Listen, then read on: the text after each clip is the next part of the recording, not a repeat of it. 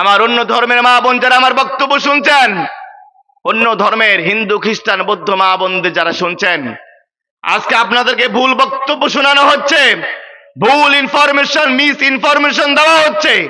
ইসলাম ক্ষমতায় গেলে, কোরআন ক্ষমতায় গেলে, আলেমরা ক্ষমতায় গেলে আপনারা ঘর থেকে বের হতে পারবেন না, চাকরি করতে পারবেন না, ব্যবসা করতে পারবেন না, বাণিজ্য করতে পারবেন না, আপনাদের ঘর বাড়ি লুণ্ঠন করা হবে, মন্দির ভাঙ্গা হবে। আমি আপনাদের বলতে চাই, আমরা তো সেই ধর্মকে বিশ্বাস করি, সেই ধর্মকে লালন করি।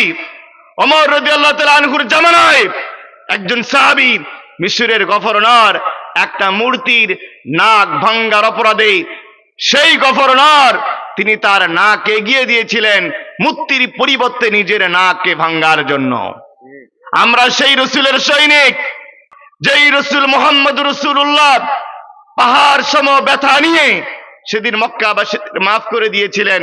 বিশ্বাস করেন আমার অন্য ধর্মের মা বোনেরা, অন্য ধর্মের সকল মানুষদেরকে আশ্বস্ত করতে চাই, আল্লাহর কোরআন যদি কোনোদিন ক্ষমতায় যায়, আল্লাহর দিন যদি কোনোদিন এসে বিজয় লাভ করে, বিশ্বাস করেন ডিমের ভিতরে কুসুম যতটা নিরাপদ থেকে আপনারা ততটাই তার থেকে বেশি নিরাপদ এদেশে থাকবেন।